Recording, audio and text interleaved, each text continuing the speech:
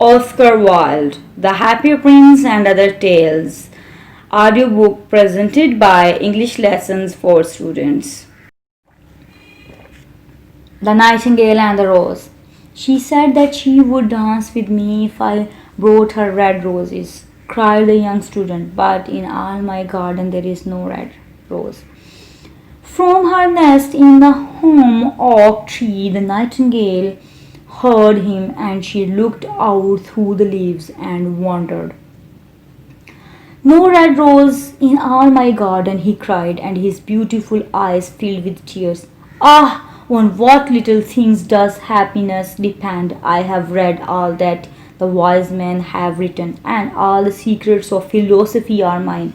Yet, for want of a red rose, is my life made wretched. Here at last is a true lover, said the nightingale. Night after night have I sung of him, though I knew him not. Night after night have I told his story to the stars, and now I see him. His hair is dark as the hyacinth blossom, and his lips are red as the rose of his desire. But passion has made his face like pale ivory, and sorrow has set her seal upon his brow. The prince gives a ball tomorrow night, murmured the young student, and my love will be of the company. If I bring her a red rose, she will dance with me till dawn. If I bring her a red rose, I shall hold her in my arms, and shall will lean her head upon my shoulder, and her hand will be clasped in mine. But there is no red rose in my garden, so I shall sit lonely, and she will pass me by. She will have no heed of me, and my heart will break. Here indeed is a true lover, said the nightingale. What I sing of, he suffers. What is joy to me, to him is pain. Surely love is a wonderful thing. It is more precious than emeralds, and dearer than fine opals. Pearls and pomegranates cannot buy it, nor is it set forth in the marketplace. It may not be purchased of the merchants, nor can it be weighed out in the balance for gold. The musicians will sit in their gallery, said the young student, and play upon their stringed instruments, and my love will dance to the sound of the harp and the violin. She will dance so lightly that her feet will not touch the floor, and the courtiers in their grey dresses will throng round her. But with me she will not dance, for I have no red rose to give her. And he flung himself down on the grass and buried his face in his hands and wept. Why is he weeping? Asked the little green lizard as he ran past him with his tail in the air. Why indeed, said a butterfly who was flirting about after a sunbeam. Why indeed, whispered a daisy to his neighbor in a soft, low voice. He is weeping for a red rose, said the nightingale. For a red rose? They cried. How very ridiculous! And the little lizard, who was something of a cynic, laughing outright. But the nightingale understood the secret of the student's sorrow, and she sat silent in the oak tree and thought about the mystery of love. Suddenly she spread her brown wings for flight and soared into the air. She passed through the grove like a shadow, and like a shadow she sailed across the garden. In the center of the grass plot was standing a beautiful rose tree, and when she saw it, she flew over to it and lit upon a spray. Give me a red rose, she cried, and I will sing you my sweetest song. But the tree shook its head. My roses are white, it answered, as white as the foam of the sea, and whiter than the snow upon the mountain. But go to my brother who grows round the old sundial, and perhaps he will give you what you want. So the nightingale flew over to the rose tree that was going round the old sundial. Give me a red rose, she cried, and I will sing you my sweetest song. But the tree shook its head. My roses are yellow, it answered, as yellow as the hair of the mermaid who sits upon an amber throne, and yellower than the daffodil that blooms in the meadow before the mower comes with his scythe. But go to my brother who grows beneath the student's window, and perhaps he will give you what you want. So the nightingale flew over to the rose tree that was growing beneath the student's window. Give me a red rose, she cried, and I will sing you my sweetest song. But the tree shook its head.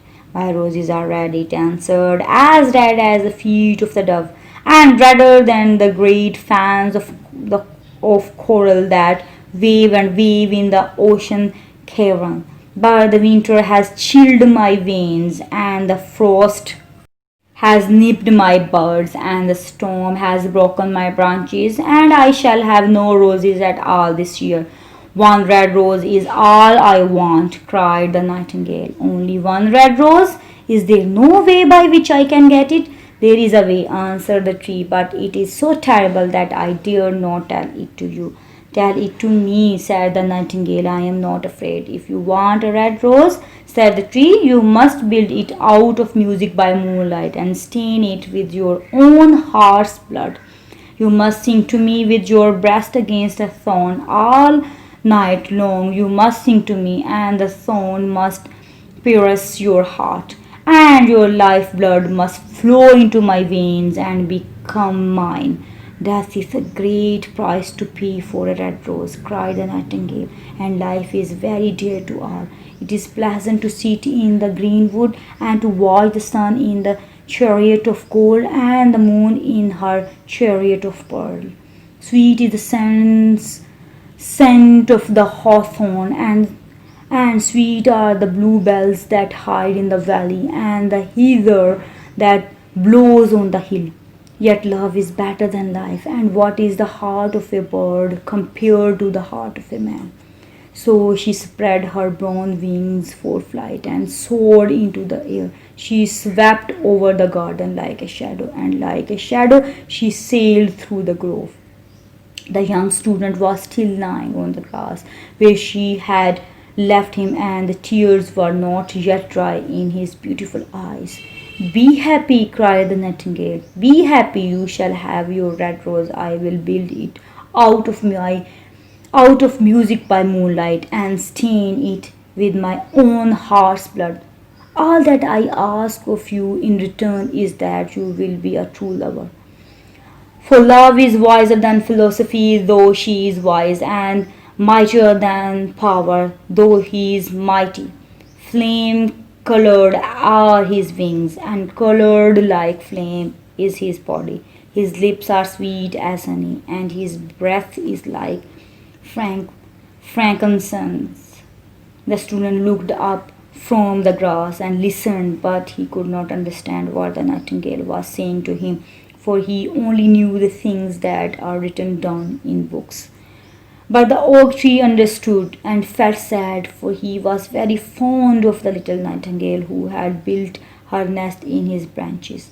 Sing me one last song, he whispered. I shall feel very lonely when you are gone. So the nightingale sang to the oak tree, and her voice was like water bubbling from a silver jar. When she had finished her song, the student got up and pulled a notebook and a lead pencil out of his pocket. She has form, he said to himself as he walked away through the grove. That cannot be denied to her, but has she got feeling? I am afraid not. In fact, she is like most artists. She is all style without any sincerity. She would not sacrifice herself for others. She thinks mainly of music, and everybody knows that the arts are selfish. Still, it must be admitted that she has some beautiful notes in her voice. What pity it is that they do not mean anything or do any practical good. And he went into his room and lay down on his little pallet bed and began to think of his love, and after a time he fell asleep. And when the moon shone in the heavens, the nightingale flew to the rose tree and set her breast against the thorn. All night long she sang with her breast against the thorn, and the cold crystal moon leaned down and listened. All night long she sang, and the thorn went deeper and deeper into her breast, and her lifeblood ebbed away from her. She sang first of the birth of love in the heart of a boy and a girl, and on the topmost spray of the rose tree there blossomed a marvelous rose, petal flowing petal, as song followed song. Pale was it at first as the mist that hangs over the river, pale as the feet of the morning, and silver as the wings of the dawn, as the shadow of a rose in a mirror of silver, as the shadow of a rose in a water pool. So was the rose that blossomed on the topmost spray of the tree. But the tree cried to the nightingale to press closer against the thorn. Press closer, little nightingale, cried the tree, or the day will come before the rose is finished. So the nightingale pressed closer against the thorn, and louder grew her song, for she sang of the birth of passion in the soul of a man and a maid. And a delicate flush of pink came into the leaves of the rose, but the thorn had not yet reached her heart. So the rose's heart remained white, for only a nightingale's heart's blood can crimson the heart of a rose. And the tree cried to the nightingale to press closer against the thorn. Press closer, little nightingale, cried the tree. Oh, the day will come before the rose is finished. So the nightingale pressed closer against the thorn, and the thorn touched her heart. And a fierce pang of pain shoot through her. Bitter, bitter was the pain, and wilder, wilder grew her song, for she sang of the love that is perfected by death, of the love that dies not in the tomb. And the marvelous rose became crimson, like the rose of the eastern sky. Crimson was the gild of petal,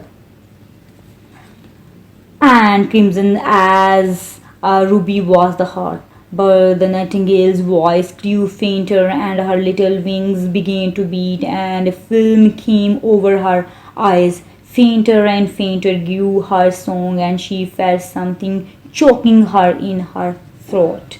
Then she gave one last burst of music. The white moon heard it, and she forgot and ran, and lingered on in the sky. The red rose heard it, and it trembled all over with ecstasy, and opened its petals to the cold morning air. Echo bore it to her purple cavern in the hills, and woke the sleeping shepherds from their dreams. It floated through the reeds of the river, and they carried its message to the sea. Look, look, cried the tree, the rose is finished now. But the nightingale made no answer, for she was lying dead in the long grass with a thorn in her heart. And at noon the student opened his window and looked out. Why, what a wonderful piece of luck, he cried. Here is a red rose. I have never seen any rose like it in all my life. It is so beautiful that I am sure it has a long Latin name. And he leaned down and plucked it. Then he put on his hat and ran up to the professor's house with a rose in his hand. The daughter of the professor was sitting in the doorway, winding blue silk on a reel, and her little dog was lying at her feet. You said that you would dance with me if I brought you a red rose, cried the student. Here is the reddest rose in all the world. You will wear it tonight next your heart, and as we dance together, it will tell you how I love you. But the girl frowned. I am afraid it will not go with my dress, she answered, and besides, the Chamberlain's nephew has sent me some real jewels, and everybody knows that jewels cost far more than flowers. Well, upon my word, you are very ungrateful, said the student angrily, and he threw the rose into the street, where it fell into the gutter and a cartwheel went over it. Ungrateful, said the girl. I tell you what, you are very rude. And after all, who are you? Only a student? Why, I don't believe you have even got silver buckles to your shoes as the Chamberlain's nephew has. And she got up from her chair and went into the house. What a silly thing love is, said the student as he walked away. It is not half as useful as logic, for it does not prove anything, and it is always telling one of things that are not going to happen and making one believe things that are not true. In fact, it is quite unpractical. And as in this age to be practical is everything, I shall go back to philosophy and study metaphysics. So he returned to his room and pulled out a great dusty book and began to read. Thanks for listening. For new videos, don't forget to subscribe my channel. And if you like my videos, please share and like.